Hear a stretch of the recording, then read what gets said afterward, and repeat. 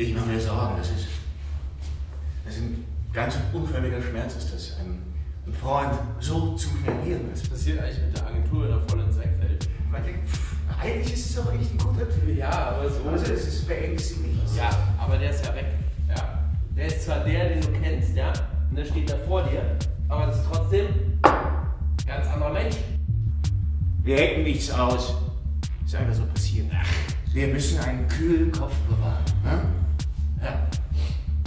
Was ist als nächstes zu tun? Endlich wieder offen miteinander sprechen. Ey, das sehen die mich schon seit Jahren geführt und irre alles gut ist. Morgen also Krisesitzung. Ihr macht euch Sorgen.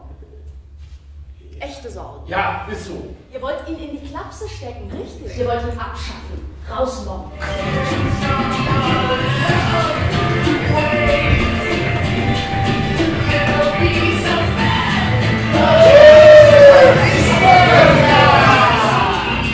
Was wissen wir nicht? Klaus und ich, wir gehen nach London. Nach London? Ganz genau, nach London. Ich wollte euch eigentlich alle mitnehmen nach London, aber so groß ist London dann leider auch wieder nicht, dass ich euch alle mitnehmen könnte. Es tut mir leid.